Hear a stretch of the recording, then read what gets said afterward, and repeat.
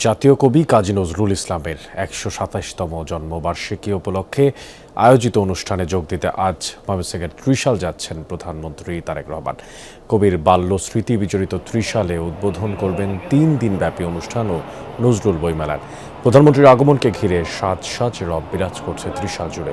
সরকারি নজরুল একাডেমি মাঠ জুড়ে চলছে ব্যস্ততা, আর বিশাল প্যান্ডেল নির্মাণ, মঞ্চ সাজানো সহ চলছে শেষ মুহূর্তের প্রস্তুতি।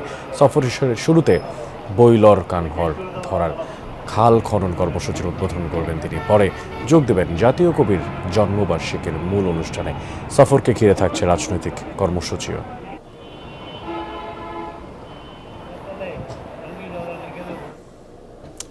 এই বিষয়ে আরও জানাতে ময়মনসিংহের আমরা ত্রিশাল থেকে যুক্ত করে নিচ্ছি সহকর্মী হোসেন শাহিদকে। শাহিদ, প্রধানমন্ত্রীর আজকের সময়সূচি সম্পর্কে জানাবেন, আর সব প্রস্তুতি তো সম্পূর্ণ হয়েছে, বাকি কোনো কিছু রয়েছে কিনা? ময়মনসিংহের ত্রিশালে তিনি এসে পৌঁছাবেন 12টার দিকে, বেলা 12টার দিকে।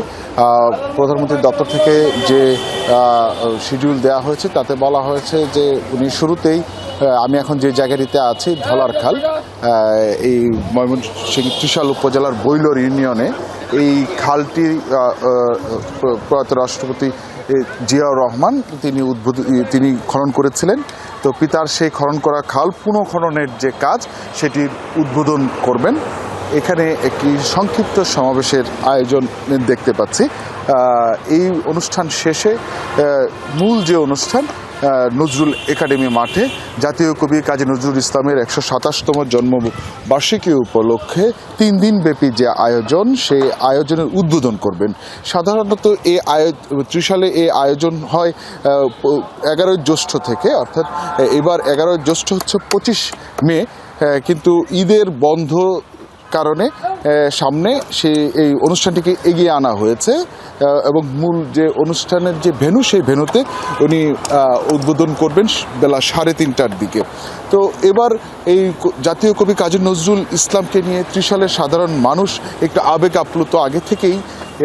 এবার প্রধানমন্ত্রী দীর্ঘদিন পর প্রধানমন্ত্রীর উপস্থিতিতে এই অনুষ্ঠান হচ্ছে, এই নিয়ে ব্যাপক উৎসাহ উদ্দীপনা। ত্রিশালের যে নজরুল একাডেমি মাঠ রয়েছে, সেই নজরুল একাডেমি মাঠে সাধারণ মানুষ, তাদেরকে আমি সকালবেলায় সেখানে গিয়েছিলাম, এখনই জড়ো হচ্ছেন যে সেই অনুষ্ঠান দেখার জন্য। তারা অধীর আগ্রহে অপেক্ষায় আছেন যে প্রধানমন্ত্রী তারেক রহমান কখন ত্রিশালে এসে পৌঁছাবেন।